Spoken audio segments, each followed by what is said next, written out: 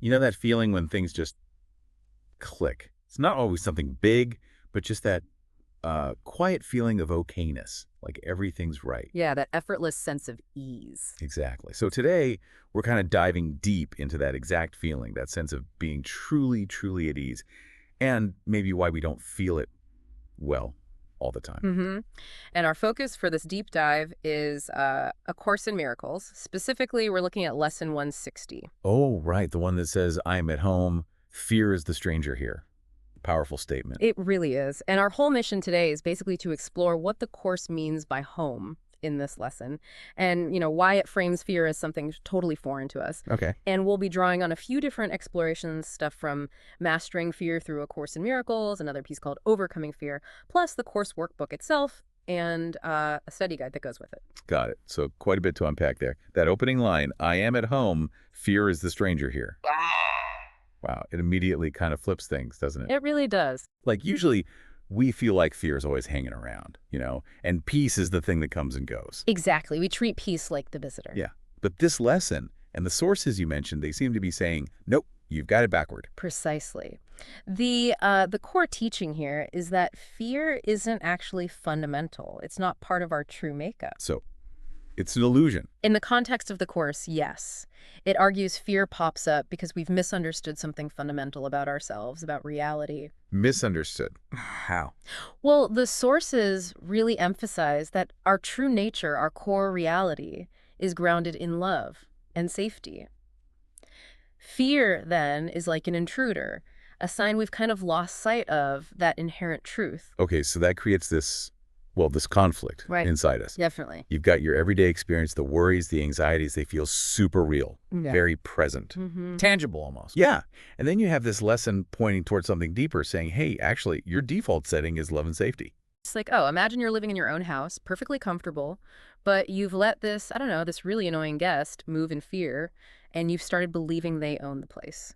That's a great analogy. So the lesson is trying to help us see, Mm. wait a minute, this guest doesn't belong here. I do. This is my house. Exactly. And the value, as our sources point out, is in recognizing that misidentification. It's nudging us to question fear's authority, and to remember that peaceful core as our actual primary reality. Right.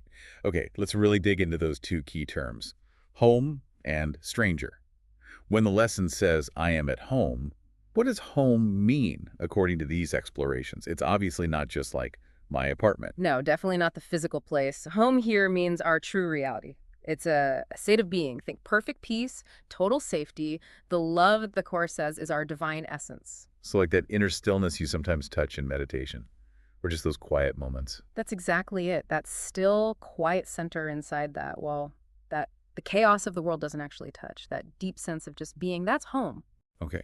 And if that's home, that stillness, that peace, then fear being the stranger. Well, that makes total sense. Right. It's foreign. It feels out of place because it is out of place in that state of peace. It's inherently uncomfortable. The sources seem pretty clear on this. Fear isn't natural to who we truly are. Yes. And think about it, that feeling you get when fear shows up, that tension, the anxiety, the tightness. Yeah, not pleasant. Right. That discomfort itself is like your true self going, whoa, hold on. Something alien just walked in. It doesn't fit. It's like a wrong note in a piece of music. It jars you because it doesn't belong there. Okay, so it's not just that fear feels bad, it's that the feeling bad is a signal that something's not aligned with our true state. That's a great way to put it. It's a signal. So how do we actually use this? Take this idea from the lesson, from the sources, and make it practical. How do we start living like we're home and fear is the stranger? Well, the sources offer some really practical tools. One big one is using daily affirmations. Like affirmations specifically related to this lesson. Exactly. Something like consciously saying to yourself, today I choose to see beyond my fears. I choose to recognize my true self. Something like that. Okay. Doing that consistently can be really powerful. It helps reinforce that feeling of being at home in peace, and it gently pulls your focus away from those fear-based thoughts. It's about consciously choosing your alignment. Like setting your intention for the day. A reminder of where you actually belong, spiritually speaking. And then there's mindfulness, which comes up a lot too. Just watching the thoughts. Yeah, observing the thoughts and feelings, especially the fearful ones, but without getting sucked in, without judgment. And then asking, maybe gently, okay, what's the belief underneath this fear?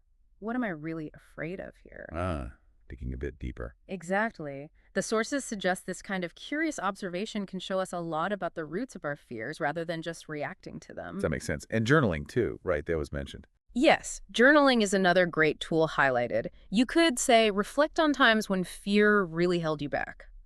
What did you do? What did you not do because of fear? Oof. That could be revealing. It can be. And then maybe imagine, okay, what if I hadn't been afraid? What might I have done differently? It helps you see how fear limits your choices and your experience. Seeing the cage, basically. Seeing the cage, yeah. And the sources also mention some specific exercises. Visualization comes up. How would that work here?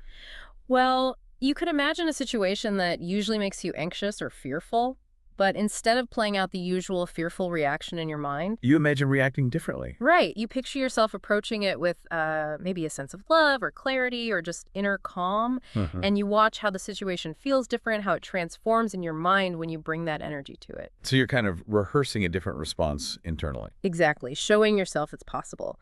And one other thing mentioned is talking about it, sharing experiences with fear with trusted friends, maybe offering support.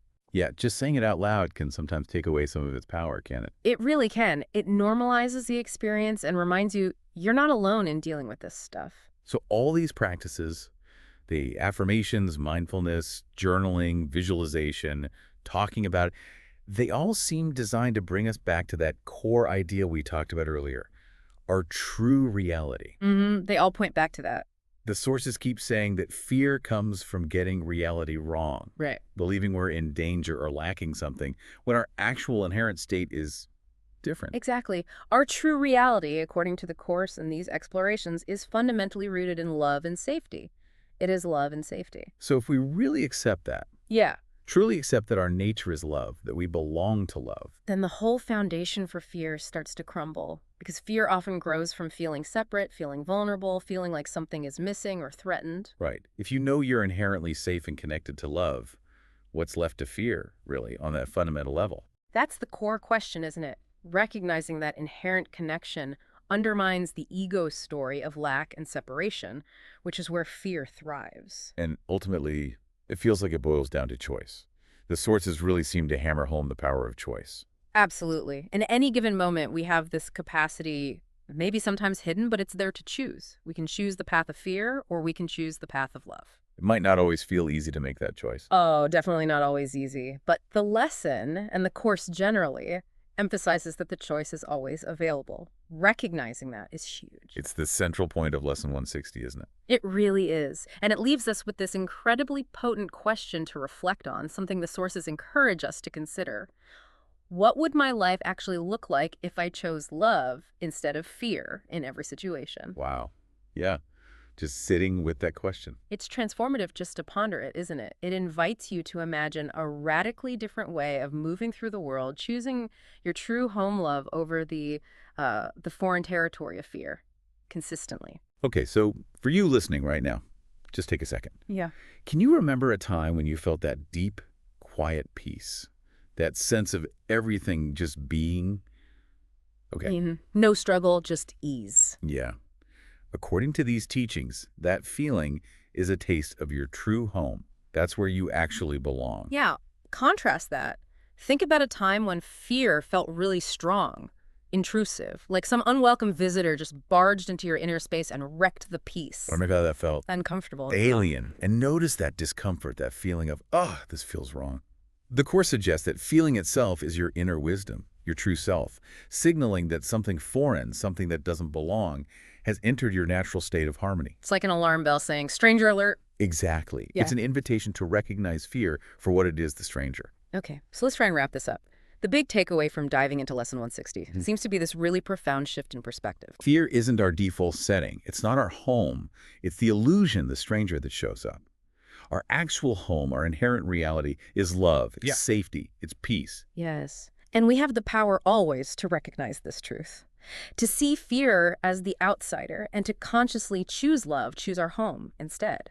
By doing that consistently, by recognizing fear as the stranger every time it knocks, and consciously choosing love, Yeah. Well, that's how we start to really weaken its grip. Absolutely. We begin to live more fully in the peace that is actually our birthright, the peace of our true home. So here's a final thought to maybe carry with you today. Think about one small situation, maybe something predictable, where you usually react with a bit of fear or anxiety, just one. Hmm. And just consider what might happen, what might shift, even just a tiny bit, if in that moment today you consciously chose love instead. If you treated fear like the stranger at the door, and instead welcomed the feeling, the familiarity of your true home in peace, what could open up? What new possibilities emerge when home is peace and fear is just the stranger passing by? Welcome to Daily Harmony.